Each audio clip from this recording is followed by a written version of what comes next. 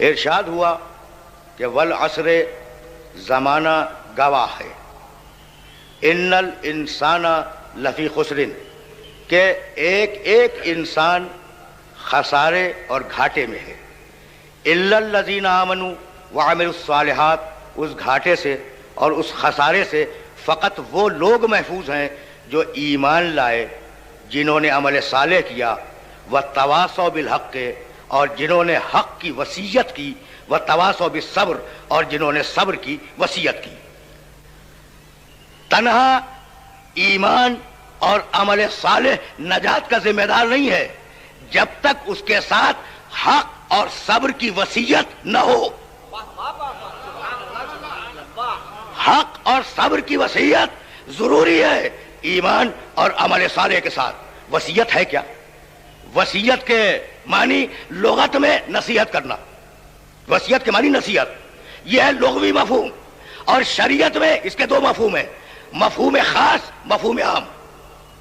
وصیت کا مفہوم خاص، انسان مرتے وقت اپنے مرنے کے بعد کی کچھ باتوں کا تذکرہ کرے، اس کا نام ہے وصیت۔ انسان مرتے وقت اپنے مرنے کے بعد کی ذمہ داریوں کا ذکر کرے اپنے ورثاء سے، اس کا نام ہے وصیت۔ یہ ہے مفہوم خاص۔ اور مفہوم عام یہ ہے وصیت کا کہ کوئی لمحہ اس زمین کا خالی نہیں ہے جب انسان نہ مر رہا ہو۔ ہر لمحے میں اس کرۂ ارض پر ہر لمحے میں انسان مر رہا ہے، اور یہ قید نہیں ہے کہ فقط بوڑھا مر رہا ہے، بچہ بھی مر رہا ہے، نوجوان بھی مر رہا ہے، جوان بھی مر رہا ہے، ادھیڑ بھی مر رہا ہے، بوڑھا بھی مر رہا ہے۔ تو اور وقت کسی کو نہیں معلوم، کہ کس وقت مر جائے گا۔ تو جب تک زندگی آگے نہ بڑھے، حال کا ہر لمحہ آخری لمحہ ہے۔ بہت دقیق بات ہے جو اپنے سننے والوں تک پہنچانا چاہ رہا ہوں۔ دیکھو، انسان مر رہے ہیں نا اس کرۂ ارض کے اوپر، اور جب اس کرۂ ارض پر انسان مر رہے ہیں تو کوئی قید بھی نہیں ہے کہ کس عمر کا مر جائے، ہر عمر کا مر رہا ہے۔ اچھا، تو وقت معلوم ہے کسی کو معلوم ہے کب مر جائے گا؟ کچھ نہیں معلوم۔ تو جب تک زندگی آگے نہ بڑھ جائے، ہر لمحہ حال آخری لمحہ ہے، اور جب زندگی آگے بڑھ گئی تو وہ لمحہ زندگی کا لمحہ تھا۔ توجہات بدلے گا۔ تو جب ہر لمحہ آخری لمحہ ہے تو ہر لمحے میں وصیت لازم ہے یا نہیں؟ یہ ہے وصیت کا مفہوم عام۔ وہ مفہوم خاص تھا کہ مرتے وقت وصیت کرو، اور مفہوم عام یہ ہے کہ چونکہ تمہیں کچھ نہیں معلوم کہ کس لمحے میں موت آ جائے گی، اس لیے ہر لمحے کو آخری لمحہ سمجھ کر وصیت کر ڈالو۔ یعنی وصیت کو ٹالو مت، وصیت میں تاخیر نہ کرو، ہر لمحے کو آخری لمحہ سمجھ کر وصیت کر ڈالو۔ یہی سبب ہے کہ پیغمبر اسلام نے ارشاد فرمایا، من ماتا بغیر وصیت ماتا میتتن جاہلیہ، جو شخص وصیت کیے بغیر مر جائے اس کی موت جاہلیت کی موت ہے۔ رکے رہنا، جو شخص وصیت کیے بغیر مر جائے اس کی موت جاہلیت کی موت ہے۔ کچھ سمجھ میں آیا کہ پیغمبر اسلام نے جاہلیت کی موت کس چیز کو قرار دیا؟ اپنے حال میں مگن ہو جاؤ اور اپنے مستقبل کا بندوبست نہ کرو، یہ جاہلیت ہے۔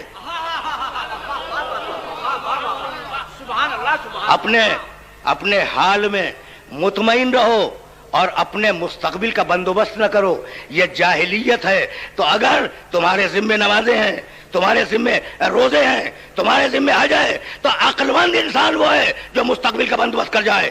بھائی یہی سبب ہے کہ بار بار قرآن مجید نے وصیت کا تذکرہ کیا، یوصیکم اللہ فی اولادکم للذکر مثل حظ الانثیین۔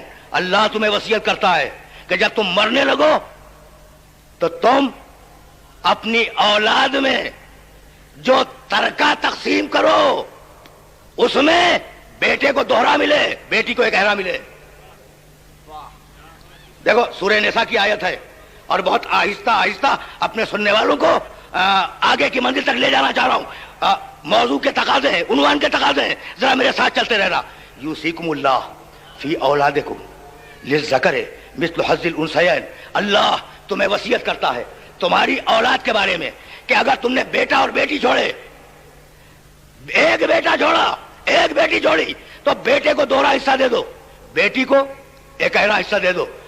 آج کا معاصر انسان یہ کہتا ہے کہ جس عہد میں عورت دفتروں میں کام کر رہی ہو, جس عہد میں عورت ہوائی جہاز اڑا رہی ہو, جس عہد میں عورت فوج میں کام کر رہی ہو, اس عہد میں مرد کو دوہرا دینا, عورت کو ایک اہرا دینا, یہ ناانصافی نہیں ہے تو کیا ہے؟ بڑا سنجیدہ اعتراض ہے اسلام پر, قرآن پر. آج کے معاصر انسان کا بڑا سنجیدہ اعتراض ہے. کون سا شعبہ زندگی ایسا ہے جس میں عورت مرد کے ہمدوش نہیں جا رہی ہے؟ جا رہی ہے نا. ہوائی جہاز مرد اڑائے عورت بھی اڑائے, فوج میں مرد بھی کام کرے عورت بھی کام کرے, دفتروں میں مرد بھی کام کرے عورت بھی کام کرے, عورت وزارت عظمیٰ تک آ جائے, عورت صدارت تک آ جائے, تو کوئی شعبہ زندگی ایسا نہیں ہے جہاں عورت نہ پہنچی ہو. تو یہ اللہ کا کون سا قانون ہے کہ مرد کو دوہرا دے دیا, عورت کو ایک اہرا دیا؟ ہے نا قابل غور؟ بھائی بہت توجہ رکھنا, بہت توجہ رکھنا. اب میں چاہ رہا ہوں کہ قرآن مجید کا یہ فلسفہ میرے سننے والوں تک پہنچ جائے. دیکھو رشتہ داریوں میں عورت اور مرد میں فرق نہیں ہے. آرام سے سننا, بہت آرام سے سننا. رشتہ داریوں میں عورت میں اور مرد میں فرق نہیں ہے. یہ میں نے کیا کہا؟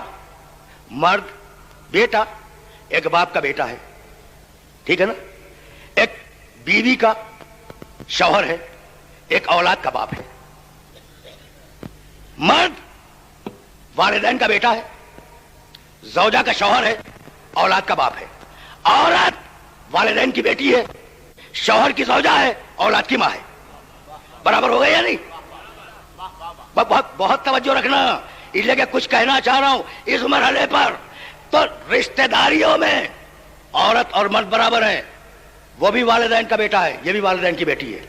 وہ زوجہ کا شوہر ہے, یہ شوہر کی زوجہ ہے. وہ اولاد کا باپ ہے, یہ اولاد کی ماں ہے. رشتہ داریوں میں برابر ہو گئے نا. اچھا, لیکن کفالت میں بتاؤں, کفالت میں برابر نہیں ہے. بیٹا جب پیدا ہوا, توجہ رکھنا, پوری توجہ, بیٹا جب پیدا ہوا تو ذمہ داری کفالت کی بیٹے کی باپ پر ہے, اور جب بیٹا بالغ ہو گیا تو اب ذمہ داری خود اس کے اوپر ہے. جب شادی کر لی تو بیوی کی ذمہ داری آ گئی. جب اولاد پیدا ہو گئی تو اب اولاد کی کفالت کی ذمہ داری آ گئی. دیکھو کیا عجیب و غریب مرحلہ فکر ہے, کیا عجیب و غریب مرحلہ فکر ہے. جس مرحلہ فکر پہ اپنے سننے والوں کو لے کے آ گیا. بھائی جب تک بچہ تھا, بیٹا جب تک بچہ تھا ذمہ داری باپ پہ تھی. بالغ ہوا اپنی ذمہ داری آئی, شادی کی زوجہ کی ذمہ داری آئی, اولاد پیدا ہوئی اولاد کی ذمہ داری آئی. اور اب الٹ دو, بیٹی جب تک بچی تھی باپ کفالت کر رہا تھا, جب شادی ہوئی شوہر کفالت کرے گا, جب بوڑھی ہو جائے گی بیٹا کفالت کرے گا.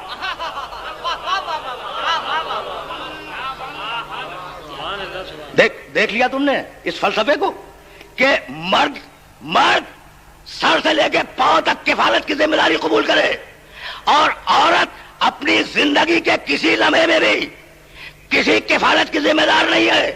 بھائی بہت توجہ رہے. اب میں ذرا اور واضح کر دوں, کہہ رہے ہیں کہ یہ عدل انسانیت کے خلاف ہے کہ مرد کو دوہرا دے دیا جائے, عورت کو اکہرا حصہ دیا جائے میراث میں. یہ عدل کے خلاف ہے, عدل انسانیت کے خلاف ہے. اب بتاؤں کہ کیسے عدل کے موافق ہے. توجہ رہے. مرد کو کتنا ملا؟ 2 حصے. عورت کو کتنے ملے؟ 1 حصہ ملا. بھائی بہت توجہ رکھنا, اس لیے کہ فلسفہ شریعت اسلامی کو واضح کر رہا ہوں میں. ایک گھر میں ایک بیٹا ایک بیٹی, 2. توجہ, ایک گھر میں ایک بیٹا ہے ایک بیٹی ہے, کل 2 اولادیں ہیں. اچھا, تو مرد کو کتنا دیا؟ 2 حصے. عورت کو کتنا دیا؟ 1 حصہ. اب یہ دونوں بڑے ہوئے, بیٹا بھی بڑا ہوا بیٹی بھی بڑی ہوئی. توجہ رہے, توجہ رہے. بیٹے نے شادی کی تو جو ادھر سے بیٹی آئی وہ اپنا 1 حصہ لے کے آئی.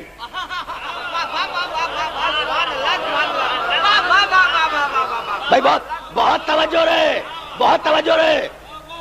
میں بتانا چاہ رہا ہوں کہ اسلام کا عدل انسانیت کیا ہے.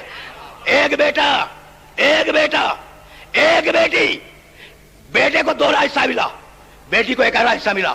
جب بیٹا بڑا ہوا اور اس نے شادی کی تو ادھر سے جو لڑکی آئی وہ 1 حصہ لے کے آئی, تو 2 اس کے 1 اس آنے والی لڑکی کا 3 حصے ہو گئے یا نہیں؟ اور یہ بیٹی جب گھر سے گئی تو اپنا حصہ لے کے گئی. شوہر کے پاس پہلے سے 2 تھے, اس کے بھی 3 حصے ہو گئے یا نہیں ہوئے؟ یا فاطمة الزهراء صلی اللہ فاطمة الزهراء صلی اللہ علیہ